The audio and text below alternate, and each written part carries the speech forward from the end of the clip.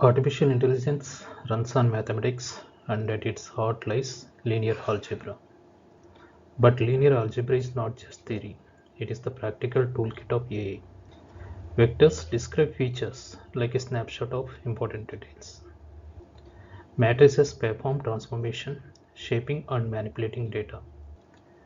And tensors capture the complexity of real world and high dimensional information. Once you grasp this essential, you will begin to understand how AI truly thinks at its mathematical core. In the coming slides, please let us discuss this more. A vector is simply a list of numbers, but it carries both size and direction. For example, in finance, a vector like 1200, 800, 500 could represent monthly spending on food, travel, and healthcare. In healthcare, 72, 120, 98.6 might capture a personal heart rate, blood pressure, and body temperature. Vectors are powerful because they capture the key features of an entity, making them the basic building blocks of machine learning. We can do simple yet useful operations with vectors. Addition, let us combine features. The dot product measures similarity, which is useful in recommendation systems. And scaling allows us to amplify or shrink values. With tools like NumPy, these operations are easy to perform in just a few lines of code as shown here. A matrix is like a table of numbers arranged in rows and columns. It helps organize information and perform transformations. For example, in retail, a matrix can store product sales across different months. In computer vision, an image is just a matrix of pixel values. And in analytics, we often use a user item rating matrix to recommend products. Matrices are extremely important in AI because they power neural networks where inputs are multiplied by weight matrices to make predictions. Some key operations with matrices include transpose, which swaps rows and columns, multiply, which combines data and parameters. This is the core of machine learning. And inverse, which helps solve systems of equations. With tools like NumPy, these operations are easy to run in just a few lines of code as shown here. A tensor is like a big brother of vectors and matrices. While vectors are one-dimensional and matrices are two-dimensional, tensors extend into higher dimensions. For example, a color image is a 3D tensor with height, width, and RGB channels. When we process a batch of images in deep learning, that becomes a polytensor. And in healthcare, an MRI scan can be seen as a 3D tensor made of layer slices. Tensors allow AI models to handle large multidimensional data efficiently, making them the backbone of modern deep learning. With libraries like NumPy, we can easily create and work with tensors in just a few lines of code as shown here. Linear algebra is the backbone of artificial intelligence. It helps represent data, whether it is text, images, or audio, using tensors. It powers computation since neural networks are built from layers of matrix multiplications. It enables optimization using vector and matrix calculus to train models. And it provides scalability with GPUs accelerating massive matrix and tensor operations for deep learning. In short, the elegance of linear algebra transforms raw data into intelligent insights, making AI not just possible but more powerful. Let us see how linear algebra powers face recognition step by step. First, the input image is processed. It represented as tensor, capturing height, width, and color channels. Next, a neural network takes over. It uses matrix multiply and transformation to extract unique features from the face. These features are then stored as vector in a high dimensional space. Finally, when comparing two faces, The system measures similarity using dot product of their feature vectors. In simple terms, linear algebra transforms raw pixels into meaningful patterns, allowing AI to recognize faces with impressive accuracy. Artificial intelligence works in a world full of uncertainty. The data it gets is often incomplete, noisy, and even contradictory. But still, AI is expected to make smart and trustworthy decisions, predictions, and recommendations. This is why probability and statistics are so important. They give AI tools to deal with uncertainty and form the backbone of decision making. Ever wondered how AI predicts the future or even creates new content? The secret lies in probability.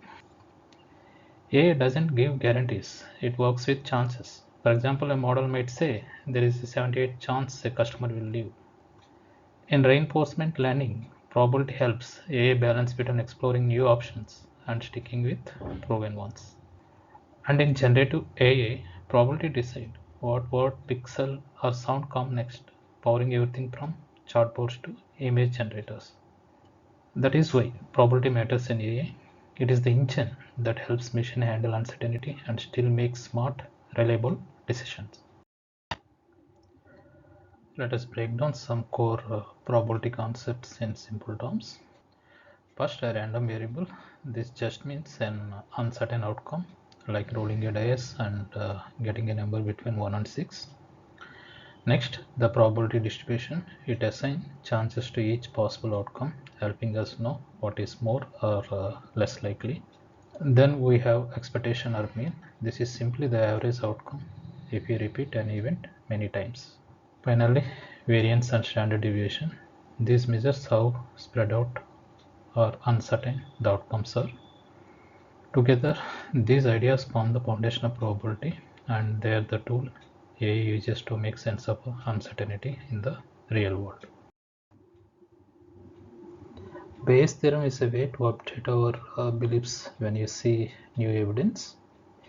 Think of it like this. We start with a prior belief called pH, then we ask, if my belief were true, how likely is the evidence? That is the likelihood, P E bar H. We also consider the overall chance of evidence itself, that is PE. Finally, by combining all of these, we get the posterior PH by E, our updated belief after seeing the evidence. In short, prior belief, evidence, and then updated belief. This is how spam filters, medical tests, and even AI system keep learning and improving. Let us see how Bayes' theorem works with a spam filtering example. First, we start with our prior knowledge. 20% of emails are spam, and in those, 60% contain the word lottery. But in genuine emails, only about 1% contain lottery. Next, we get new evidence. An email arrives with the word lottery. When we calculate, the total probability of seeing this word is 0.128. Finally, we update our belief using Bayes' theorem. The chance that email is spam jumps to about 93.75%.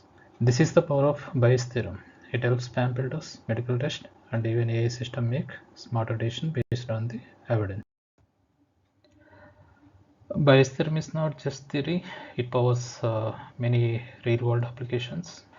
First, naive Bayes is widely used in text classification, like detecting spam or analyzing sentiment in reviews. Next, Bayesian networks help us model complex cause and effect relationships, useful in medicine, troubleshooting, and decision making. And finally, Bayesian optimization is a powerful tool for tuning machine learning models, making them smarter and more accurate. So, bias is everywhere, from emails to AI, shaping smarter systems around us. Distributions are the shapes of data. They help us understand how information is spread out, and this is a key part of AI and machine learning. By looking at data distributions, we can model uncertainty, make better predictions, and find real insight in complex datasets.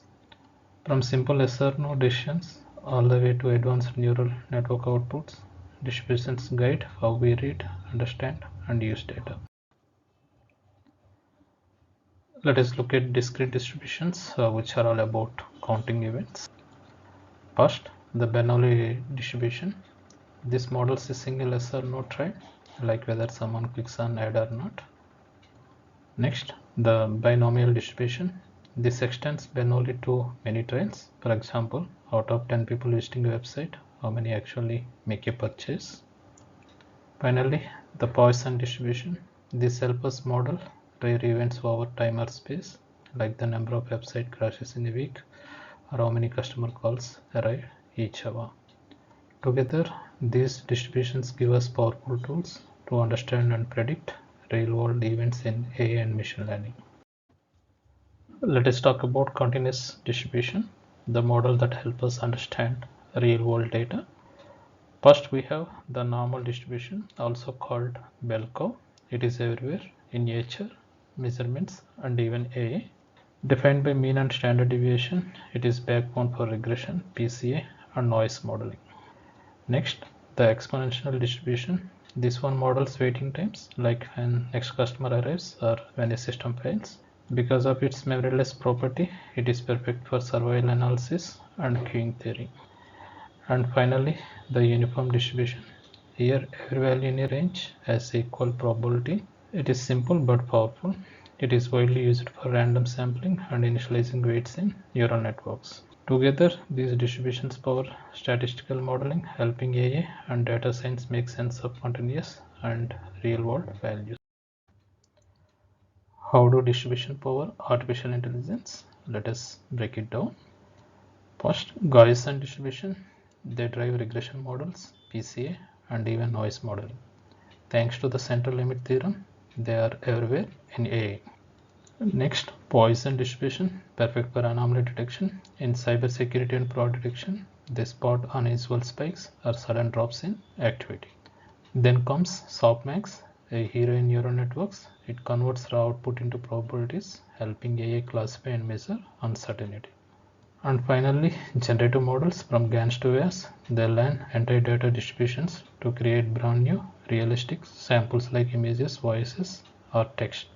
That is how distribution meet machine learning, turning raw math into real-world AI power. In AI, not every improvement is real. Sometimes it is just random noise. That is where hypothesis testing comes in. It helps us separate genuine progress from false signals, giving us confidence that our models truly work. As Edwards Deming once said, in God we trust, all others must be data. And in AI, data-driven decisions are everything. Let us make hypothesis testing super simple. It is just 5 steps. Step 1. Start with null hypothesis. Assume nothing is happening. No effect exists. Step 2. Define the alternative hypothesis. This is the effect you are hoping to prove. Step 3. Choose your test, like a t-test or ANOVA, depending on your data. Step 4. Compute p-value. This tells you how likely your results are if nothing was really going on. And step 5. Make your decision. If the p-value is small enough, you reject the null and say, yes, the effect is real. That's it. 5 simple steps to turn data into confident decisions. Here is how A/B testing works in real AI products. Step 1. Set up hypothesis. The null says old and new algorithms perform the same, while the alternative says the new one improves click-through rates. Step 2. Run the experiment. Show different users different algorithms and collect click data over time. Step 3. Analyze results. If the p-value is small, like here 0.03, it means the improvement is statistically significant. Step 4. Deploy the decision. With confidence, roll out the new algorithm to everyone because the gain is real, not random chance. That is A/B testing, turning data into smarter AI decisions. Hypothesis testing is not just theory, it powers real AI applications. First, model validation. It checks if your new model truly beats the baseline, so you don't deploy something that only looks better by chance. Second, feature important testing. It tells us which features genuinely impact performance and which ones are just noise. This is the key for feature selection and making models interpretable. And third, A/B product experiments. From recommendation systems to AI changes, A/B testing ensures that improvements are real and statistically significant before a full rollout. This is how hypothesis testing keeps AI reliable, trustworthy, and effective in real world. Three powerful ideas drive modern AI. First, Bayes' theorem. It updates beliefs with new evidence, powering probabilistic reasoning and machine learning. Second, distributions. They capture uncertainty in data, helping us model and predict real-world behavior. And third, hypothesis testing. It separates true effects from random noise, giving us confidence in our decisions. And these are not just abstract math, they are behind fraud detection, medical diagnosis, recommendation systems, and even the predictive text you use every day. Optimization is the heart of artificial intelligence and machine learning. Every AI model, whether it is linear regression or deep neural networks, learns through optimization. But what does that mean? At its core, optimization is just about improving performance, reducing errors, or increasing the accuracy. Think of it like finding the lowest valley in a mountain landscape. Gradient descent is the path we follow step by step to reach that valley. In this video, let us explore the basics of optimization and see the difference between convex problems where there is one clear valley and non-convex problem where there are many hills and valleys, making the journey more challenging. So, what is optimization in AI? Think of it like fine tuning machine until it works at its best. First, the definition. Optimization means adjusting the model parameters, its weights and biases, so the prediction match reality as close as possible. Next, the objective function, also called the loss or cost function. This is just a formula that measures how far off the predictions are. For example, mean square error is often used in regression. Finally, the goal. We want to find parameter values that minimize this loss. You can imagine it as searching for the lowest valley in a big landscape of errors. Gradient descent is called the workhorse of AI, and here is why. Imagine you're standing on a foggy mountain trying to reach the valley below. You can't see the whole landscape, but you can feel the slope under your feet. If you keep stepping downhill, adjusting your step size, you will eventually reach a low point. That is exactly how gradient descent works. It helps model minimize errors step by step. Mathematically, it updates parameter using the gradient of loss function, moving closer to best solution each time. Now, there are three popular types. Batch gradient descent, stable but slow since it uses the entire dataset at once. Stochastic gradient descent, faster but a bit noisy since it updates with just one sample at a time. Mini batch gradient descent, the most common in deep learning, striking the right balance between speed and accuracy. This is why gradient descent powers almost every AI model that you use today. Let us look at convex versus non-convex problem. First, convex problems. Imagine a smooth bowl. There is only one lowest point called the global minimum.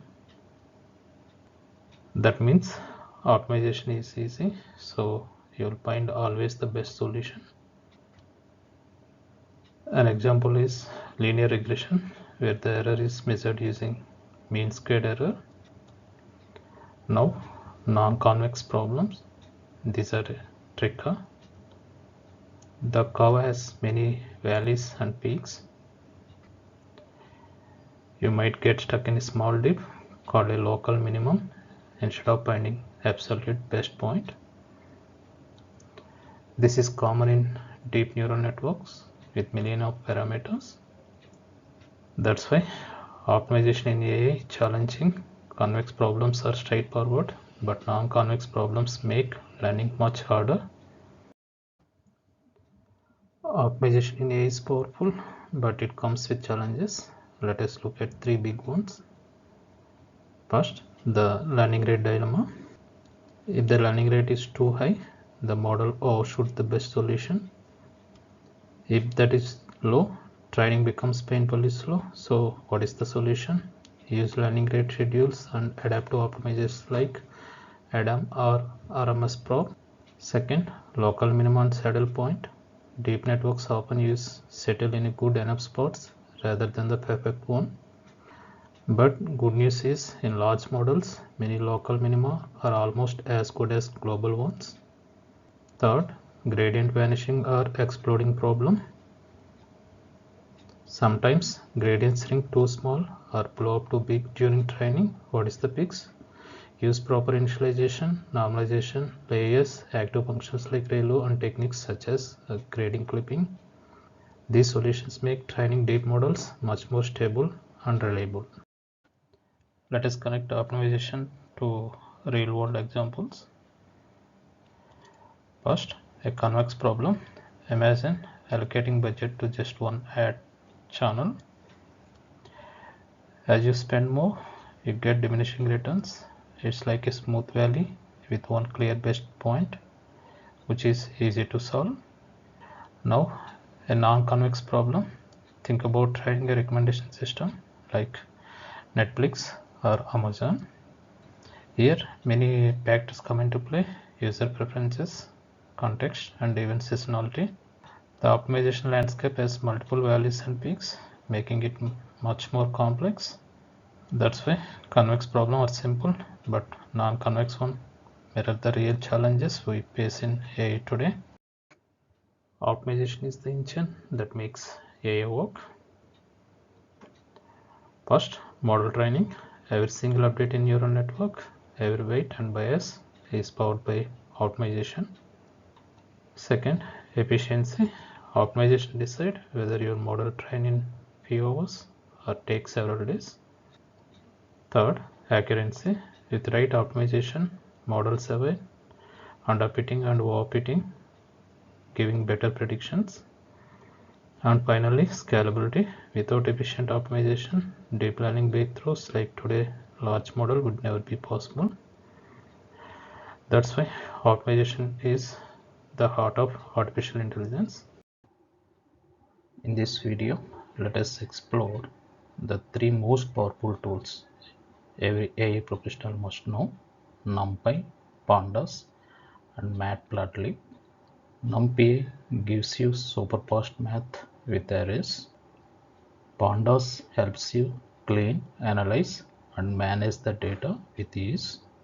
And Matplotlib allows you to bring your data to life with clear and colorful charts. Together, these libraries form the backbone of AI programming. Let us dive in and see how they make AI smarter and easier. Why is Python the language of choice for AI?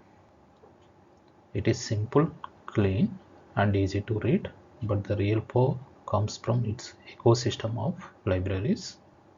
NumPy gives you the speed and power for scientific computing. Pandas helps you organize and analyze data with ease. And Matplotlib allows you to turn raw numbers into clear and meaningful visuals. Together, these tools form the backbone of AI workflows, helping us pre-process data, build models, and visualize results. Let us talk about NumPy, the engine behind numerical computing in Python. AI models need fast operations like dot products, transposes, and matrix multiplication. Back propagation and gradient descent also depend on efficient computation. That is why NumPy is so important. with features like vectorization to speed up calculation, broadcasting to handle arrays of different shapes, and linear algebra tools like SVD. NumPy makes heavy math simple and fast. In short, NumPy is the backbone that powers AI computations. Now let us talk about Pandas, the ultimate tool for working with data in Python. Raw data is often messy, full of missing values, duplicates, and outliers.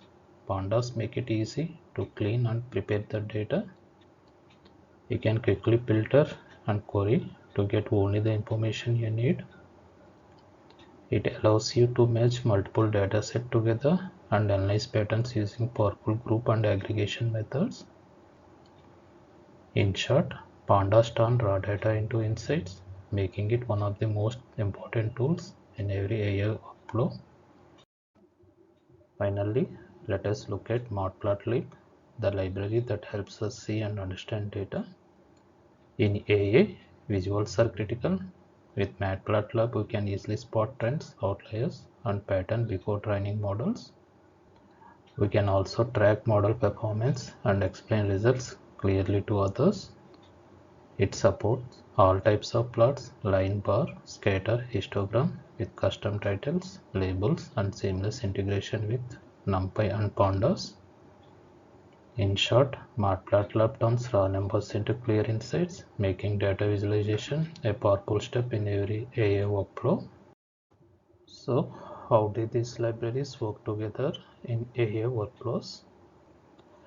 First, we use Pandas to load and explore data from CSV, SQL, or other sources. Next, the clean data is converted into NumPy arrays for fast and efficient processing. Then, machine learning models are trained using frameworks like TensorFlow or PyTorch, both of which rely on NumPy under the hood. Finally, we use Matplotlib to visualize results, spot insight, and communicate findings. Together, they form a seamless pipeline powering almost every AI project.